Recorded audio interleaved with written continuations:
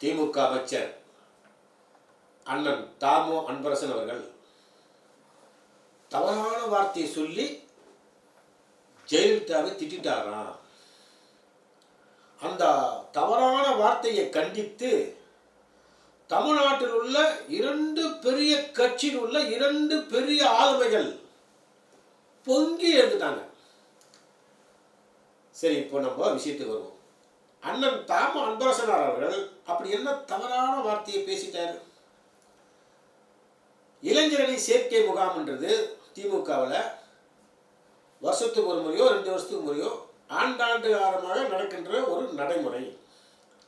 இந்த 18 வயசுக்கு மேலே இருக்கிற இளைஞர், இந்த புது ஜெனரேஷன், அவங்களெல்லாம் கட்சியில் எடுக்கிறதுக்காக இளைஞரணி பாசறை, இளைஞரணி சேர்க்கை முகாம் சொல்லி ஒரு கேம்ப் நடத்துவாங்க.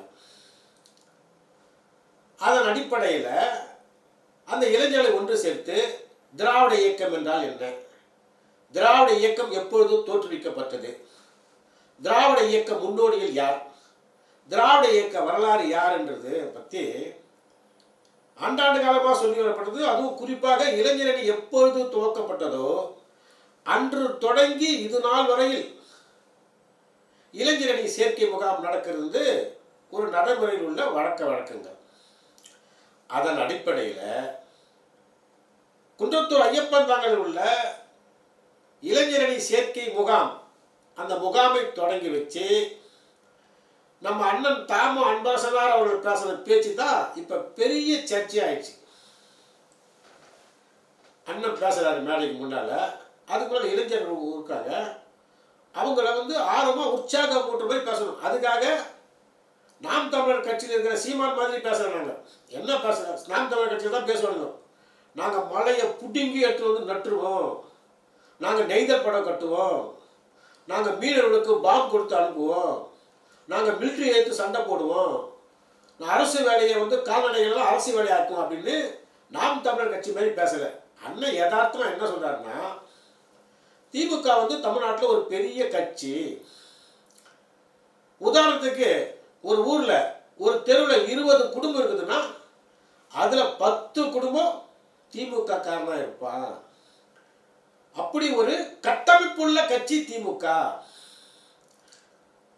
சந்து பொந்து மூளை முடுக்கமாக இருக்கிற கட்சி திமுக. அப்படிப்பட்ட ஆள்பலம் உள்ள கட்டமைப்புள்ள எங்கள் கட்சியை மக்கள் 10 வருஷமா மூளையில் உட்கார வச்சிட்டான்னு சொல்லி அவருடைய ஸ்லாங்கில், அவருடைய மொழியில், அவருடைய மக்கள் மொழியில் யதார்த்தமாக பேசுறாரு. பேசிட்டே வரப்ப என்ன சொல்றாரு, இப்பெல்லாம் நடிகர்லாம் வராங்க, நடிகர்கள் என்ன நினைக்கிறாங்கன்னா அந்த கூடுற கூட்டத்தை வச்சு நம்ம முதலமைச்சர் ஆளான்னு கனவு காண்றாங்க. அது நடக்காது. டிக்கெட் எடுத்து வர ரசிகர் கூட்டம் அதை ஓட்டு அப்படியே கன்வெர்ட் ஆகாது, அதனால இது நடக்காது அப்படின்னு சொல்லிட்டு அண்ணன் இன்னொன்று சொல்றாரு. இப்பெல்லாம் ஆட்சியை பிடிக்கிறது ஈஸி, கட்சியை நடத்துவது தான் கஷ்டம்ன்றாரு. அண்ணன் சொல்றதுல உண்மை, 100% உண்மை. எப்படின்னா, திமுக கலைஞர் காலத்தில் 13 வருஷமா எதிர்கட்சியா இருந்தது.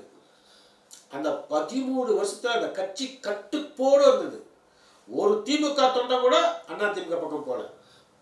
அது மட்டும் இல்ல, 13 வருஷமா எம்ஜிஆரை தூங்க விடாம ஒரு கட்சி இருந்ததுன்னா அது திமுக மட்டும்தான். அதுக்கப்புறம் மீண்டும் திமுக ஆட்சிக்கு வந்தது. அதுக்கு பிறகு 2011 2021 வரைக்கும் திமுக ஆட்சியில் இல்லை, ஆனா கட்சி கட்டுப்போடு இருந்தது, கட்டுக்குலையாம இருந்தது. அதுக்கு பிறகு திமுக ஆட்சி வந்தது.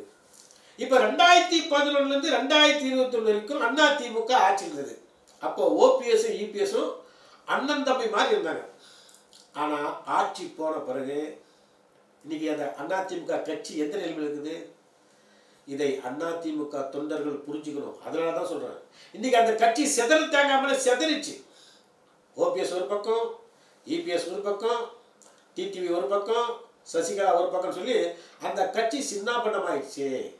அதனால ஆட்சியை பிடிப்பது ஈஸி, கட்சியை நடத்துவது கடினம் அப்படின்னு சொல்லிட்டே வர்றப்ப என்ன சொல்றாருன்னா, டிக்கெட் எடுத்து சினிமா பார்த்த ரசிகர் கூட்டம், அந்த கூட்டத்தால ஒருத்தர் முதலமைச்சர் ஆனா அது எம்ஜிஆர் காலத்தோட போச்சு. இங்கே தான் நீங்கள் நல்லா கவனிக்கணும். அது எம்ஜிஆர் காலத்தோட போச்சு. எம்ஜிஆர் ஒரு கட்சியை மேனேஜ் பண்ணி வச்சிருந்தாரு, அதிமுகன்ற கட்சி. எம்ஜிஆர் செத்த பிறகு அந்த கட்சியை ஜெயலலிதா மேனேஜ் பண்ணி வச்சிருக்காங்க அப்படிங்கிற அர்த்தம் தான் அண்ணன் பேசினார். வேற எந்த தப்பான எண்ணத்தோடு பேசல. எம்ஜிஆர் வந்து அதில் என்ன பேசினார்னா 2 விஷயம் பேசினார். மேனேஜ் கெப்பாசிட்டி, அடுத்தது கூட்டத்துடைய கெப்பாசிட்டி, எப்படி கூட்டத்தை கூட்டுறதுடைய கெப்பாசிட்டி. இதை 2 பற்றி தான் பேசினார். எந்த காலத்திலையும் ஜெயலலிதாவை மிக தரம் தாழ்ந்து கீழ்த்தரமாக அவர் பேசலை. அடுத்தது எம்ஜிஆர் மட்டும்தான் ரசிகர்கள் முதலமைச்சராக, ஜெயலலிதா ஒரு நடிகை தான். ஆனால் இந்த நடிகையை அந்த ரசிகர் கூட்டம் ஜெயலலிதாவை முதலமைச்சராக்கல. எம்ஜிஆர் ஒரு கட்சியை மேனேஜ் பண்ணி வச்சிருந்தாரு, எம்ஜிஆர் செத்த பிறகு அந்த அம்மா அந்த கட்சியை வச்சிருக்காங்கன்னு சொன்னதான் பேசுறாரு. யாரு வச்சிருக்காங்கன்னு சொல்லி அண்ணன் எந்த காலத்திலையும் பேசல. யாரு வச்சிருக்கிறான்னு சொல்லி பேசுறது யாருன்னா, பிரபாகரன் படத்தை மேல நின்றுக்கிட்டு ஈழத்தமிழ்கிட்ட பிச்சு எடுத்து சாப்பிட்ற மாமா பையன் சாட்டை துரைமுருகன் தான் எம்ஜிஆர ஜெயலலிதா வச்சிருக்குது அப்படின்னு பேசணும். வீடியோ இருக்குது, இப்போ நீங்க சமூக வலைத்தளத்தில் சாட்டை துரைமுருகன் போட்டு பாருங்க, அந்த வீடியோ வரும். அதில் என்ன பேசுறேன்னா, எம்ஜிஆர் புரட்சி தலைவர், ஜெயலலிதா புரட்சி தலைவி. இந்த புரட்சி தலைவரும் புரட்சி தலைவி சேர்ந்து என்ன புரட்சி பண்ணாங்க? புரட்சி தலைவரும் புரட்சி தலைவர் 2 பேரும் ஒன்னா சேர்ந்து குழந்தைய பெற்றிருந்தா கூட அது ஒரு புரட்சி. கர்மம் அதை கூட பண்ணலன்னு சொல்லி அந்த சாட்டை துறைமுருகன் தான் உங்களை அசிங்கப்படுத்தினால கட்டி திமுக உங்களை அசிங்கப்படுத்தலை. அதே மாதிரி நாம் தமிழ் கட்சியினுடைய தலைமை ஒருங்கிணைப்பாளர் சீமான், அவன் என்ன பேசணும்? 2 ஆம்பளைக்கு இடையில ஒரு பொம்பளை படுத்து இருக்குது. பத்திரிக்கையாளர் கோபம் வந்துச்சு, அவன் கேட்டான், நீங்க அநாகரிகமா பேசுறீங்க. அதுக்கு சீமா சொல்றான், படுத்துக்கிறதுக்கு அநாகரிகமா? அவன் என்ன சொன்னான்? 2 ஆம்பளை திராவிடர்கள் மத்தியில் ஒரு பார்ப்பன பெண் படுத்துக் கொண்டிருக்கிறான்னு சொல்லி பச்சையா சொல்றான். நம்ம மெயின் ஜெயக்குமார் அப்ப என்ன பண்ணாரு? சீமனை தேர்தல் ஒரு கேள்வி கேட்டாரா? வாய் என்ற வரல வச்சிருந்தாரு. ஜெயலலிதாவை நாங்கள் அசிங்கப்படுத்தலை, அண்ணன் பேசுகிற பேச்சை முழுசாக கேட்கணும். அவர் பேசிட்டே வரப்போ அந்த பேச்சையை முன்னாலே வெட்டிட்டானுங்க, பின்னாலே வெட்டிட்டானுங்க, சென்டரில் எடுத்து போடுறானுங்க. அவர் என்ன பேசினாரு அப்படி இந்த புலோட வருது. அதை கேட்டால் அவர் எந்த காலத்திலையும் ஜெயலலிதாவை எம்ஜிஆர் வச்சுக்கிறான்னு சொல்லி பேசவில்லை. எம்ஜிஆரை ஜெயலலிதா வச்சுக்குன்னு சொல்லி பேசுறது சாட்டை துறைமுருகன். அதை விடுங்க, ஒரு படம் வந்தது தலைவின்னு ஒரு படம், அதை அந்த டைரக்டர் பச்சையா சொல்றான், எம்ஜிஆர் ஜெயலலிதா வச்சிருந்தார் சொல்லி பச்சையா சொல்றான். அந்த படத்தை தடை பண்ணீங்களா? இல்லை அந்த படத்துக்கு ஏதாவது போராட்டம் நடத்துங்களா? அதெல்லாம் விட்டுட்டு அண்ணன் தாம அன்பரசனார் பேசுற பேச்சே இல்லை. அது அவர் பேசுற விதம் வேறு. அவர் மக்கள் மொழியில யதார்த்தமா பேசுறவர், இலக்கண நடையோட பேசுறவர் இல்லை. அதனால அவர் யதார்த்தமா சொன்னாரு. அதை வந்து பெருசு பட்டது யாரு? அதிமுக நாங்களா? அதிமுக தொண்டர்கள் புரிஞ்சுக்கணும், நாங்க பெருசு படுத்தலை. அடுத்து சொல்றாங்கள, திமுக அமைச்சர்களுக்கு தகுதியே கிடையாது. ஆமா, வேலை கேட்டு வந்த பொண்ணு மெயின் ரோடு வாமான்னு சொல்லி மாசமாய்க்கு புள்ள கொடுக்குற தகுதி திமுக அமைச்சர்கள் கிடையாது. பொள்ளாச்சியில் 200 பெண்களை கதற கற்பழிக்கிற பெருமை திமுக கிடையாது. அதெல்லாம் உங்களுக்கு தான். அடுத்து சொல்றாரு, தாம அன்பரசனுக்கு என்ன பரம்பரை இருக்குது, அவனுக்கு என்ன பேக்ரவுண்ட்? ஆமா, இவர் பெரிய ராஜ பரம்பரை, மன்னர் பரம்பரை, ஜமீன்தார் பரம்பரை. இவரை பத்தி அந்த ஊர்ல கேட்டா கழுவி ஊத்தலாம். ஜெயக்குமாரன் கேட்டா, எப்பா வேலைக்கு வந்த பொண்ணு புள்ள கொடுத்த அந்த ஜெயக்குமாரன் கேட்கற அப்படின்னு ஜனங்க கேக்குது. பொம்மைக்கு புடவை கட்டினா கூட விடமாட்டான்னு சொல்லி அந்த ஊர் மக்களை உன்னை கழுவி ஊத்துறான். நீ இப்போ போய் குன்றத்துக்கு போ, அண்ணன் தாம அன்பரசனை பத்தி கேளு. அவர் ஐயான்றாங்க, தெய்வன்றாங்க, மக்கள் சேவகர், சமூக சேவகர்ன்றாங்க. அந்த குடும்பத்துக்கு தனி பெருமை இருக்குது. நான் என்ன சொல்றேன், அண்ணன் ஒரு கருத்து பேசினார், தாம அன்பரசன் ஒரு கருத்து பேசினார், அதுக்கு நீ எதிர்கருத்து பேசு. தனி மனிதர் தாக்கல் நடத்தாரு. உனக்கு என்ன பரம்பரை இருக்குது, உனக்கு என்ன பேக்ரவுண்ட் இருக்குது, உங்க அப்பா அம்மா எத்தனை கேஸ் இருக்குது? இது வந்து சபை நாகரிகமா? இது சபை மரியாதையா? அது இல்லை. அது வளர்த்து சொல்றாரு, தாம அன்பரசன் கலாச்சாரம் வச்சிருந்த பையன், கலாச்சாரம் குடும்பம். ஆமா, அவர் சாரா இருக்கிறப்போ இவர் தான் வந்து வெல்லம் பாரு கடுக்கா விறகெல்லாம் வாங்கி கொடுத்தாரு. நான் என்ன சொல்கிறேன், ஒரு கருத்து சொன்னால் அது கருத்து சொல்லுங்கள், அதுதான் ஆரோக்கியமான அரசியல். தனி மனிதன் தாக்கம் நடத்தினா அப்போ நாங்கள் வந்து சிந்து பற்றி இந்து பற்றி நீ என்னென்ன பண்ணுறதை பற்றி நான் பேசிட்டு இருக்கோம். நான் அதெல்லாம் பேசக்கூடாதுன்னு நினைக்கிறேன். அடுத்து ஒன்று சொன்னால் பாருங்க, அதுதான் அதாவது எங்கள் அம்மா வந்து உலகம் ஃபுல்லாக தெரியும், முக்கடலும் தெரியும் எங்கள் அம்மாவை. கருணாநிதி யாருக்காவது தெரியுமா? ஸ்டாலின் யாருக்காவது தெரியுமா? ஆமாம், அவங்க அம்மா உலகம் மட்டும் இல்லை, உச்ச நீதிமன்றத்துக்கு உங்கள் அம்மா யாருன்னு தெரியும். உச்ச நீதிமன்றம் என்ன சொன்னா உங்கள் அம்மாவை பற்றி? ஜெயலலிதா அவர்கள் சசிகலாவையும் இளவரசியும் சுதாகரனையும் வீட்டில் போயஸ் டோட்டல் இல்லத்தில் தங்க வைத்ததற்கு காரணம் நாட் ஃபார் ஹியூமானிட்டேரியன் கிரவுண்ட். அப்படின்னா என்ன? மனிதாபிமான அடிப்படையில் இல்லை, நாட் ஃபார் சோசியல் லிவிங். எனக்கு புள்ள குட்டி இல்லை, நம்மளாம் ஒன்னா சேர்ந்து வாழ்ந்த சமூக அமைப்பு இல்லை. அப்போ எதுக்காக சேர்த்து வச்சுருக்குது? ஜெயலலிதா அவர்கள் இளவரசியும் சுதாகரனையும் சசிகலாவையும் வீட்டில் சேர்த்து வைத்தது கூட்டு சதி செய்து கொள்ளையடிப்பதற்காக. யார் சொன்னது? திமுக சொல்லிச்சா? உச்ச நீதிமன்றம் சொல்லுது. அந்த அம்மா வந்து செத்து போயிட்டாங்க, அவங்கள பற்றி பேசக்கூடாது. ஆனால் நான் ஏன் பேசுகிறேன், என்னை நீ பேச வைக்கிற, உங்கள் அம்மாவை மேலே தூக்குற, கலைஞரை கீழே போட்டு மிதிக்கிற, அதனால் வேறு வழி இல்லாமல் நாங்கள் பேசணும். ஆனால் 1000 தான் இருந்தாலும் அந்த அம்மா வந்து மாநில உரிமைகளை விட்டு கொடுக்கல. இது அதிமுக தொண்டருக்கு சொல்கிறேன். அந்த அம்மா இருக்கிற வரைக்கும் நீட்டு வரல, அந்த அம்மா உயிரோடு இருக்கிற வரைக்கும் ஜிஎஸ்டி வரல, அந்த அம்மா உயிரோடு இருக்கிற வரைக்கும் உதயமின் திட்டத்தில் கையெழுத்து போடல. அந்த அம்மா செத்த பிறகு தான் இதெல்லாம் நடந்தது. அந்த அம்மா வந்து ஒரு ஆளுமிக்க தலைவி தான். ஆனால் நீ உன் தலைவியை தூக்கு, நான் வேணான்னு சொல்ல, அதுக்கு கலைஞரை தரம் தாழ்ந்து பேசாத. அதனால தான் நாங்கள் சொல்கிறோம். அதாவது இப்போ ஒரு புதிய ட்ரெண்டு உருவாச்சு, கலைஞரை திட்டுறது, திமுகவை திட்டுறது அப்படின்னு. சீமா எவ்வளவு கீழ்த்தரமாக எவ்வளோ கேவலமாக கலைஞரை பற்றி பாட்டு பாடுறான். இது வரைக்கும் யாராவது நடுநிலைவாதி கேள்வி கேட்டாங்களா? இதே போல தான் பாண்டியன் ஒருத்தன், அவன் பேர் ரங்கராஜ் பாண்டே, ஒரு பொங்கல் விழாவில் சொல்கிறான்,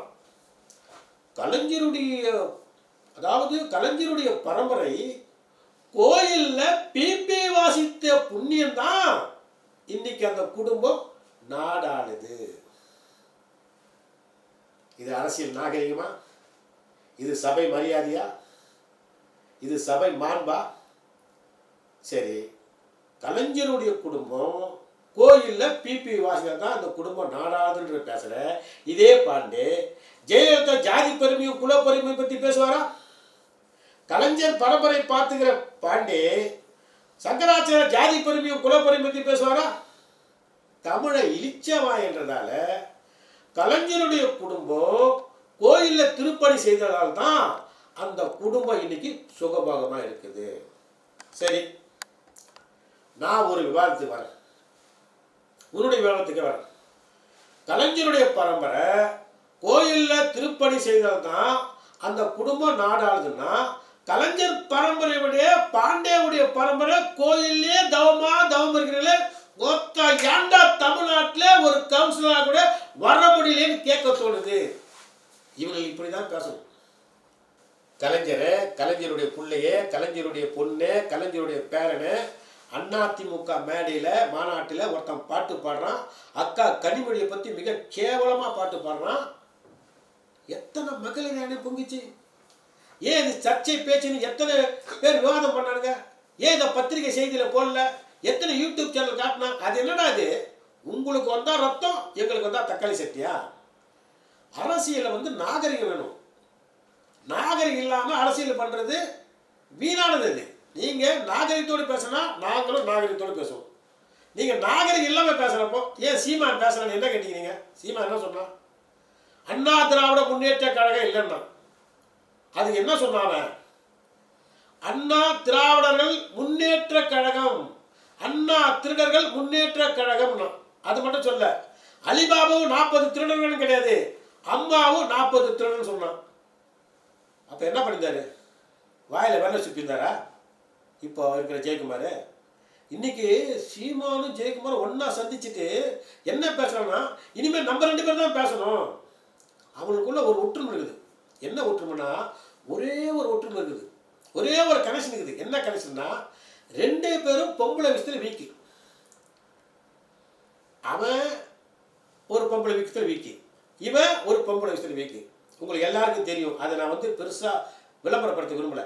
எதில் வீக்குன்னு தெரியும். அதனால தான் சீமா வந்து ஜெயலலிதாவை கழுவி வண்டியாக பேசினா கூட ஜெயக்குமார் கேள்வி கேட்க மாட்டான். ஆனால் ஜெயக்குமார் ஒரே ஒரு முறை சீமானை பற்றி எதனா பேசிட்டோம், விடவே மாட்டான் சீமா. ஆக அதிமுக தொண்டர்கள் புரிஞ்சுக்கணும் சொல்கிறேன். நாங்கள் என்ன சொல்கிறோம், கருத்து வச்சா கருத்து சொல்லணும், அதுதான் நாகரிகம். அதை விட்டுட்டு அவர் சாராங்காசனவர், அவர் என்ன பரம்பரை, இதெல்லாமா பேசுறது. இப்போ நாங்கள் பேசணுமா, ஜெயக்குமார் யார் யாரை வச்சுட்டு தான் பேசணுமா, இந்து சிந்து, அது நாங்கள் பேச மாட்டோம். அது வந்து அரசியல் நாகரிகம் கிடையாது. அப்படி எங்கள் தலைவர்கள் கற்றுத்தரல. நியாயத்தை பேசுங்க, என்ன நடந்தது பேசுங்க. அவர் பேசுகிற பேச்சை முழுசாக கேட்காம மேலே ஒரு பக்கம் கீழே ஒரு பக்கம் வெட்டிட்டு இடையில அவர் எந்த காலத்திலையும் எம்ஜிஆர் வந்து ஜெயலலிதாவை வச்சிருந்தாருன்னு பேசலை. எம்ஜிஆர் ஒரு கட்சியை வச்சு மேனேஜ் பண்ணியிருந்தாரு அதிமுக கட்சி. அந்த எம்ஜிஆர் இறந்த பிறகு அந்த கட்சியை இப்போ ஜெயலலிதா வச்சிருக்காங்க, அந்த எண்ணத்தை தான் சொன்னாரு கண்டி. அந்த மேனேஜ் பண்ண கட்சி இவங்க போய் மேனேஜ் பண்ணுறாங்க. அதுதானே முறை, அதுதான் உண்மை. ஜெயலலிதா வந்து நடிகன்றதால யாரும் ஓட்டு பண்ணலையே. எம்ஜிஆர் நடிகன்றதால ரசிகர்கள் ஓட்டு பண்ணி முதலமைச்சர். ஜெயலலிதா அப்படி இல்லையே. நடிகர் என்ற ஒரே காரணத்துக்காக, ஜெயலலிதா நடிகர் என்ற ஒரே காரணத்துக்காக அவங்க ஓட்டு போட்டு முதலமைச்சராகல. எம்ஜிஆர் செத்துட்டாரு, அதுக்கப்புறம் அந்த அம்மா அந்த கட்சியை டேக்கப் பண்ணிக்கிறாங்க. அந்த இடத்துல தான் சொன்னார். அதனால் நாகரிகமாக பேசுங்க. கலைஞரை பற்றியும் கலைஞர் குடும்பத்தை பற்றியும் தரக்குறவே பேசாதுங்க. அந்த தலைவர் எப்பேற்பட்ட தலைவர். இன்றைக்கி சீமா மேலே நின்று பேசுகிறான்னா அதுக்கு காரணமே கலைஞர் தான். இல்லை சீமா என்னவா இருப்பான்னு சீமானுக்கு தெரியும். அதனால் கலைஞரை பற்றியோ திராவிட முன்னேற்ற கழகத்தை பற்றியோ நீங்கள் பேசாதீங்க. கட்சியில் உள்ள அப்போ அரசு ஆட்சியை பற்றி சொல்லுங்கள், ஆட்சி அதிகாரத்தில் இந்த குறை இருக்குன்னு சொல்லுங்கள், அது ஒத்துக்கலாம். நீங்கள் வந்து கலைஞரை பற்றி மிக கேவலமாக பேசாதீங்க. தொடர்ந்து சாட்டை துறைமுகனும் சீமானும் அதே போல் ஜெயக்குமாரும் இப்படியே பேசி கொண்டிருந்தால் விளைவுகள் மிக கடுமையாக இருக்கும்.